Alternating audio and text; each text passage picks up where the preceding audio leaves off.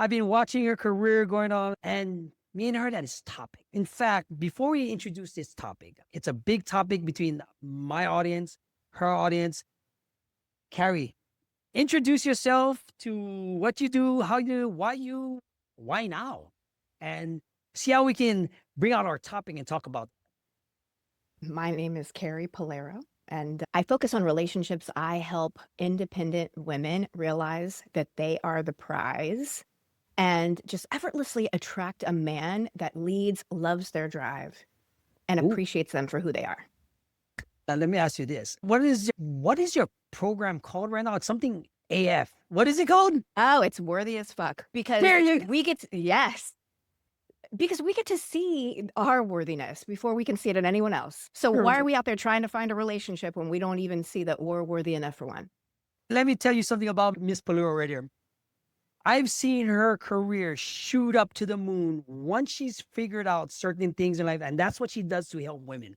We don't have the self worth because of trauma, making excuses, doing things that really don't matter until you've healed from that and learned that. But that brings us to our topic. How many of you are making excuses for the things you got going on in your life? Whether you're a CEO, a director, a manager, you're going to understand what makes a woman tick and what she's looking for and saying, becoming high value yourself, healing, worth, because we're going to hit some major topics that you guys might want to hear. Making excuses, Miss Carrie. Tell the viewers what is that to you and how it affects men and relationships.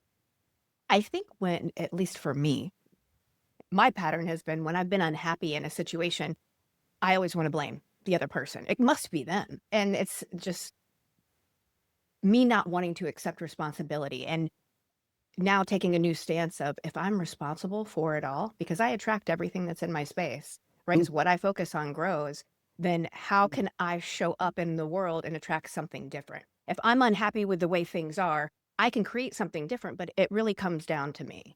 Like, where is it that I can show up differently?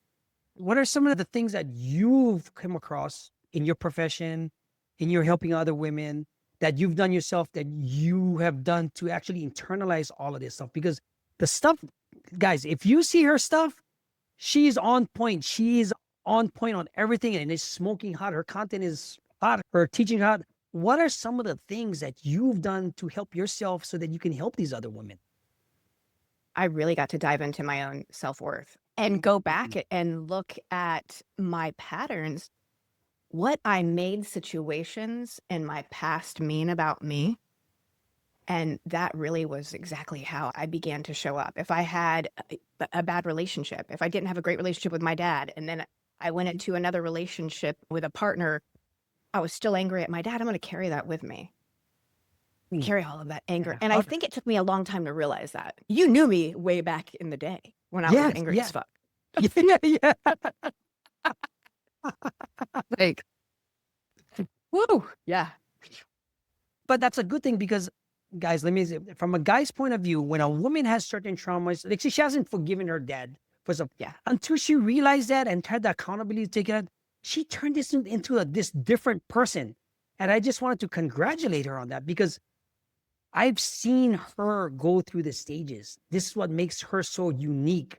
Her propositions, her teachings, her things. So I grew up in a critical household. And that was, now that I've done some work, like that's how my dad grew up too. Yeah. So he grew up in a critical household. I grew up in a critical household. It was, hey, this isn't good enough. Make it happen.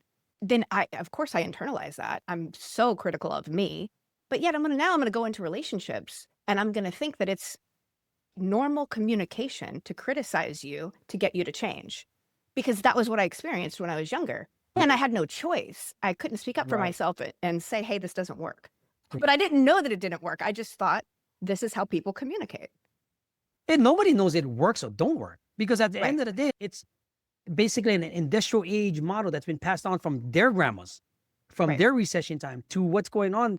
And I get it because my grandma, I mean, I come from a split household also, but you're trying to be accepted in so many different ways. And sometimes in some of Carrie's clients, it's like they need to hear it from a man that's okay to let go and get over your trauma. Because I have the same problem with CEOs, management, directors, sales teams. You mean different things? They might have trauma based on certain things going back from their past. But what if you could change and you could have a company or be in management where you lift people up and you fix yourself? You lose people, you lose money for the company, which especially what's going on in the world right now. Nobody's going to go on.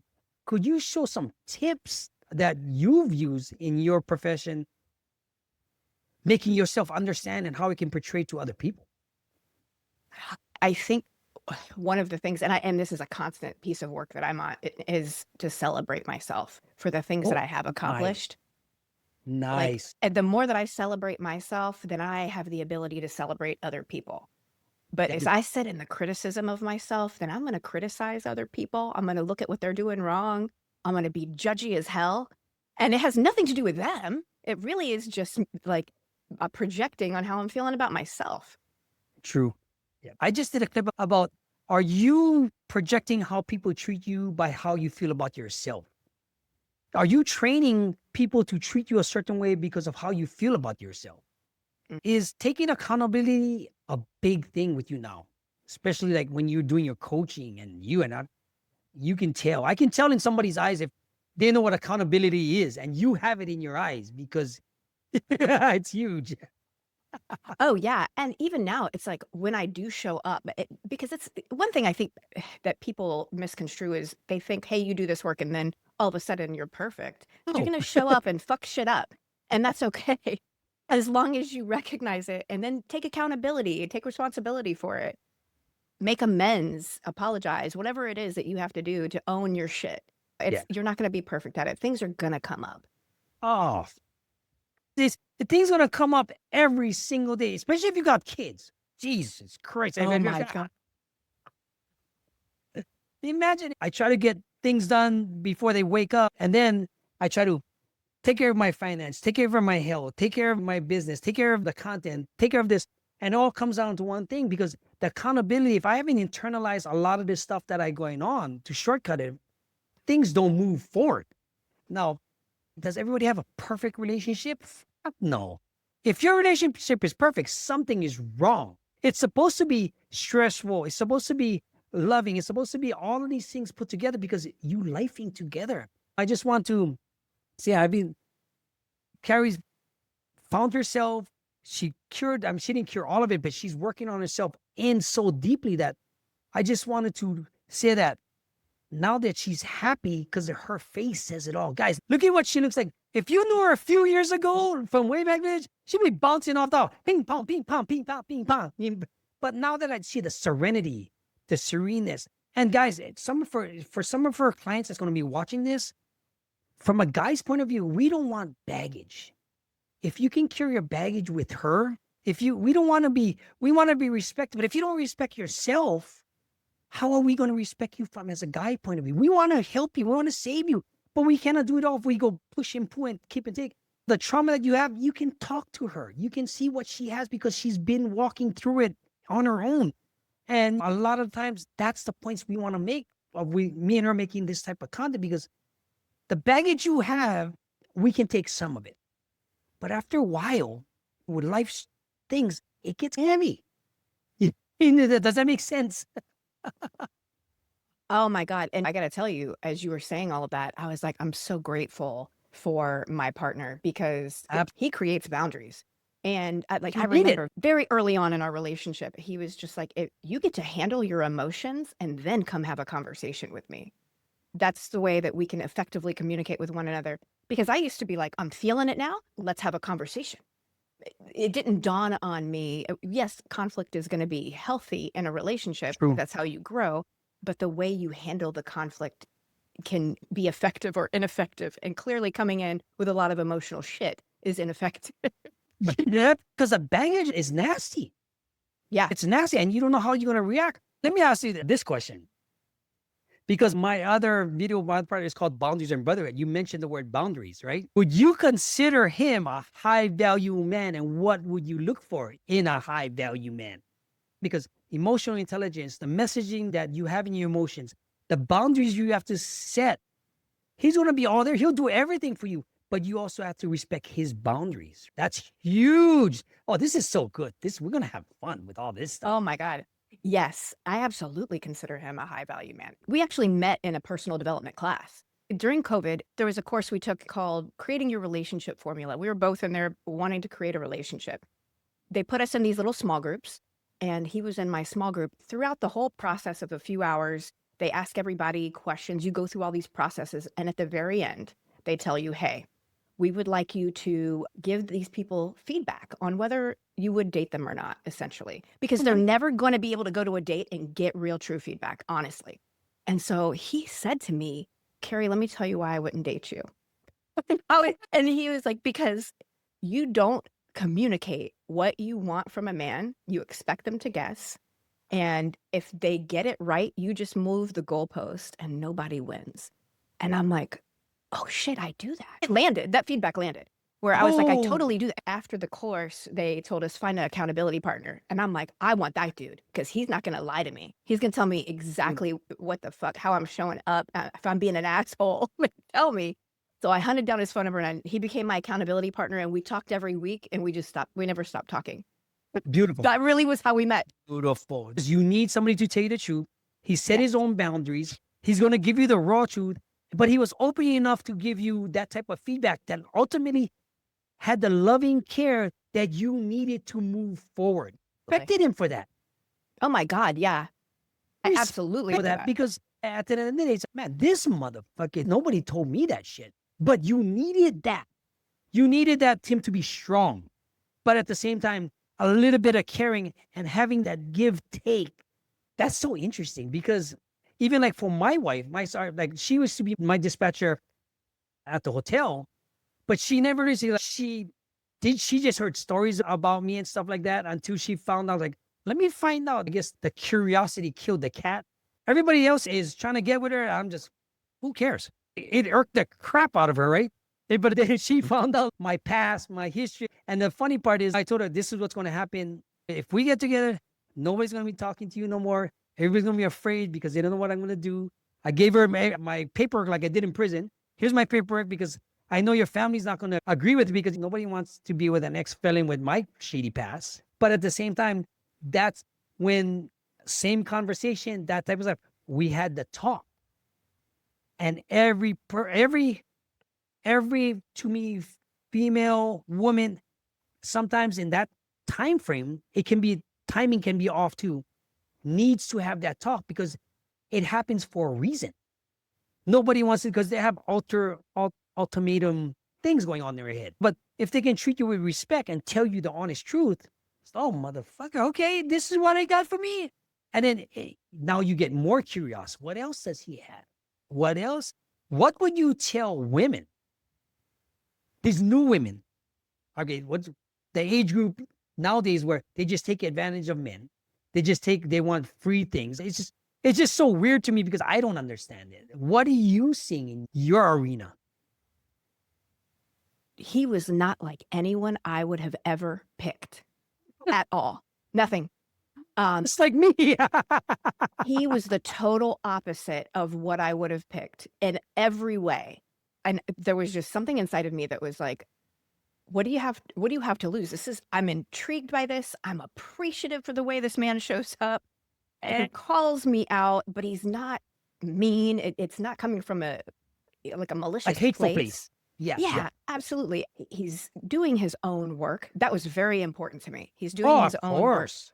And there were moments that I would call him for something and he would tell me, I think that this is something that you get to call somebody else for coaching. This isn't something that I can support you with. His ability to discern that was That super is helpful. good. That's really amazing. It seemed like when my wife went on her physical journey after the baby, close to, she was boom.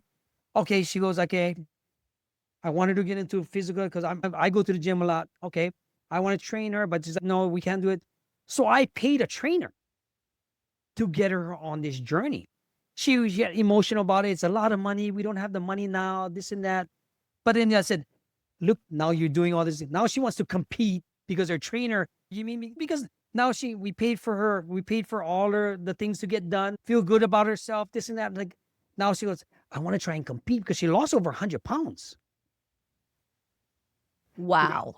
And then last year when we got her, we was going through she did all the mommy maker because she deserved it all. She worked so hard to get all this weight off. She did all the things. Now it's okay. And then, like you said, I am not the typical guy she would go for. I'm short, I'm Asian, I'm not 6 foot, I'm not white. You know what I mean? But it's like the things that you say, I can discern myself. I can set the boundaries. I can relinquish my ego when I don't have to. I can appreciate life, what she has to offer also. So it's a good balance. And then when we had kids, it's like, now you look at this situation, right? Guys, I'm going to give you a straight up. For a guy who had been through my life to be a stay-at-home dad with my kids, to have a second chance of life, and to have my wife said, you've been doing it for us for so long, let me do it for us this time. That is high value woman in itself that you don't get no more. It's because usually she's a flight attendant going all over the place and she's smoking right now, right? She's got everything done. I have to be confident in myself. I have to give her trust. And I'm sure, like, when I see you guys' pictures, I'm like, I want to talk to your dude too, because he's somebody I would want to look up to and kind of have a conversation together. What are you saying to your clients about this? What I really focused on with them is like getting clear on what they require in a relationship. What are their standards? But not only that, it's look at what you've been accepting and tolerating because you don't have standards right now. And then go from there. Are those still the things that you want to accept? Like when he and I met, we had only met on Zoom. We only talked, I think that was one of the key things, was that we never met in person and we got to know each other over the phone for about 2 months. And I think after about 3 months, he came to visit me in Florida because he was in California. He came to visit me in Florida. And that's when we met in person. Wow. Yeah. Oh, wow. I was going to say, I don't even know what you look like. I'm just getting to know you over the phone. Wow. Yeah. That is so cool. Like, he took the initiative to go out, fly to you. That's something like, he's old school. He's part old school. He's older. A couple of years older than me, yes. Okay, he's older, but he has that in him. Somebody taught that in him to kind of, unless he just want to, but that's so cool because, like you said before, he was seeking work himself. Yes. And I know that for you, for a person that's going into self-help, to coaching, to being certified, all that stuff, that's a huge thing because you can't play on the same level and expect the other person to have expectations of you when they don't even know what they're talking about. At least you guys can have a conversation about that. That was absolute, like, that was learning from my past relationships where I had been doing personal development. My partners were not. And I was like, I couldn't figure out, why is this not working? And the communication was totally off. Yeah, I think I got a few things going for me here he's an attorney, so he gets paid to communicate. Do you know what I mean? So he's got that going for him. You think? Yeah, that's so true. Because sometimes I'm like, oh man, trying to argue with a partner that's an attorney. That's a recipe for disaster. Exactly. And I think that's part of my learning is it's not about winning anymore. It's just about, like, where can we go from here? Because if there's a winner, there's a loser. And who wants to be the fucking loser in the relationship? Yeah. If you don't put the relationship above everything else, say, okay, there's 3 parts of the triangle, right? You got your family, your finances, and your fitness, right? Things. Under family, the category, you would have communication. You're controlling 3 parts of the circle and they're not giving in. They're not giving in and meeting you halfway. Your relationship is doomed. You can't argue. He's bringing home his work. You know what I mean? It's like, now you're just there. Yeah. But no, we can do this. But a lot of the times, let me see, what hot topic are you seeing besides making excuses that your clients are seeing? And what can we do together as a team to help your clients? Vice versa. Oh, man. I see women showing up so powerfully at work. Like, it's almost like that's their validation. They show up so powerfully at work in their accomplishments, their perfectionism, whatever you want to call it. But then when it comes to pick partner, there is this, because they work off of external validation. True. There is not this belief that I deserve a particular type of man or that he's even available to me. Like, I had a client say something to me one day about, I've just accepted the fact that I'm going to have to support my partner or whoever my partner might be. And I'm like, oh, where did that come from? Let's talk about where that came from. And that actually came from, that was how her family dynamic was set up. So she believed it to be true. True. Really fascinating for me to unwrap that with her and be like, it doesn't have to be true. It could have been true before, but it doesn't have to be true now. Let me ask you this. In some of your clients, do they have women egos? Oh, yeah. Yes. There is this idea of, I cannot allow a man to take care of me in a particular way. And it doesn't mean financially. It can be doing anything. It really is just my ability to receive. It's like, I have to let them know that I can do it too. I have to let them know that I can match them. And that's repelling. That's very repelling from a man's point of view. I don't want to, I mean, you're not approachable. You don't have to communicate. You cannot distinguish you coming home from being the CEO of this multi-billion-dollar company and you telling me because of money, you're going to take care of me when I have my own thing, when money's not important. Or say, I'm trying to date this person, or from a man's point of view, and you just talk about what you've accomplished, but not working on us. Are those the type of things that you're going through? We're going to have to talk about these topics. Oh, yeah. There is this level of, and I'm all about, and I think there's a fine line of women being equal. Yes, we're equal as far as like partners, but like when this feminism stuff comes out, we're like, I'm better than you. I think that's bullshit. I am not better than you. I'm not here to compete with you. But what I'm here to do is learn how we can best work together. If you leading, that's normal. Like that really is a big deal. It doesn't mean you're telling me what the fuck to do. It's not a big deal. If you're working together for the common good, then it should be, you mean I can handle the feminism for little thing from a man's point of view. Once you start telling me that you don't need this, you don't need that, or you're equal to that, yeah, you can say it all. But when you put the thing to the fire, and at the end of the day, most females at least want to be cared for because they're just covering up their insecurities with what they got as being a CEO. Because it's the same thing I have with men. Men on the hand, they have egos. I have got this, I'm driving this, I got this. But you have no relationship with your kids. Your wife just spending all your money and you're using that as leverage. Or you think you got going on. I'll tell you my other thing that I go on, because the men also have that trauma and baggage. It's the same exact thing, but different genders, but they have that pride, that ego, that magnetism, that puff up your chest when you, at the end of the day, you're just going through life the same as everybody else. What is your legacy? When you die, you didn't make the world a better place, but at the end of it all, it's going to be like, what did you do to make yourself better? Your mindset is all you can take, right? Because that's what propels you to your legacy. What did you do? You built a company you can't even sell. You can't take the money with you. You know what I mean? If you're watching the full video, I want you to go check out Carrie Self. If your wife needs some help, right? If she has baggage, I want to promote. We're gonna create more content like this because you're gonna see me do a lot of Carrie, because this way I can do what I need. We're gonna bring you more of this. This is gonna be fun. In fact, what would be our next topic? We just have a conversation about self-help and confidence and all this stuff. Oh, I think competing with your partner, I think that is going to be a good topic. Vic, Yeah. stay tuned, guys. Next week, we're going to bring a topic of competing with your partner. All right, my name is Gordon Watt.